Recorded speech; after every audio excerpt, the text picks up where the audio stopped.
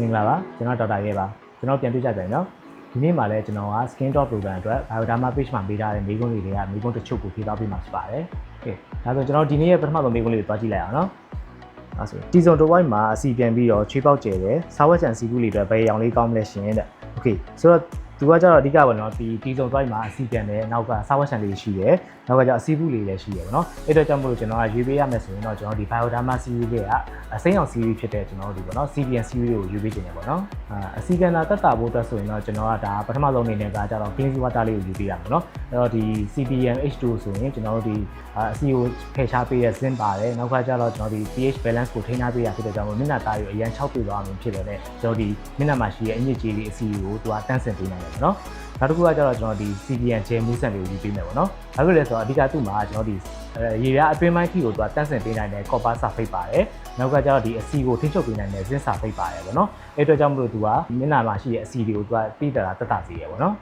ဆိုတော့နောက်တစ်ခုကကျတော့ကျွန်တော်ဒီသူကစားဝက်ချန်ရှိရဲ့အစီချွေးပေါက်လေးကြီးကျဲတယ်ပေါ့နော်အဲ့အတွက်ဆိုရင်တော့ကျွန်တော်ကဒီ CBN Kerato Plus moisturizer လေးကိုညွှန်းကျင်တယ်ပေါ့နော်။ဘာဖြစ်လဲဆိုတော့ဒီ Kerato Plus မှာဆိုရင်ကျွန်တော်ဒီ salicylic acid ပါတယ်နောက်ကကျတော့ malic acid ester ပါဖြစ်တဲ့ကြောင့်မလို့ကျွန်တော်ဒီစားဝက်ချန်ကိုတီးတာတက်တာစီရယ်ပေါ့နော်။ဒီနေရာမှာကျွန်တော်မှာကျင်တာကကျတော့ကျွန်တော်အဓိကသူကတီးစုံမှာပေါ့နော်အဓိကဖြစ်တာဖြစ်တဲ့ကြောင့်မလို့ကျွန်တော်ဒီ Kerato Plus ကိုစသုံးတဲ့အခါမှာတီးစုံလေးကိုပဲတီးတန့်လေးစေခြင်းတယ်။နောက်ကကျတော့တစ်ပတ်ကို2ကြိမ်3ကြိမ်တက်ပို့ပြီးတော့မလင်းစေခြင်းပေါ့နော်။ကျွန်တော်ကျန်တဲ့ကောင်းနေတဲ့ skin နေရာမှာကျတော့အဓိကကိုသုံးနေကြ moisturizer လေးသုံးတော့လောက်ပါတယ်။ဒါဆိုရင်ကျွန်တော်အခုတွဲပေးထားတဲ့ဒီ3မျိုးလေးရာဆိုရင်ခုနမေးထားတဲ့မိကွန်းအတွက် Sentimet skincare set လေးလို့ကျွန်တော်ယူဆပါတယ်။ဒါကဝက်ချက်လေးပေါက်ပြီးတော့မလေးချက်လေးလုပ်ပါတယ်။ဒါသုံးလို့ပါ။နောက်မိကွန်းတစ်ခုလား။ဟုတ်ရရလေ။ Okay နောက်မိကွန်းတစ်ခုကတော့ကျွန်တော်ဒီဝက်ချက်လေးပေါက်ပြီးတော့အမာယိုတွေကြံလေးလို့ဘာသုံးရမလဲတဲ့။ဆိုတော့ဒီမိကွန်းလေးကိုဖြေရမယ်ဆိုရင် तू ကပုံလေးပြပြီးမေးတာဖြစ်တဲ့ကြောင့်မလို့သူ့ရဲ့မျက်နှာကဝက်ချန်ထွက်လွယ်တဲ့အသားရည်ဖြစ်မယ်လို့ကျွန်တော်ယူဆတယ်။အဲ့တော့ကြောင့်မလို့ကျွန်တော်ဒီ cleansing step မှာဆိုရင်ကျွန်တော်ကCBN gel mousse active ဆိုတာလေးကိုညွှန်းချင်တယ်ပေါ့နော်။ဘာလို့လဲဆိုတော့အဓိကသူ့မှာ A shape B shape ပါဖြစ်တဲ့ကြောင့်မလို့ကျွန်တော်ဒီဝက်ချန်ဟိုသူကတက်တာစီရယ်။နောက်ကကျတော့သူက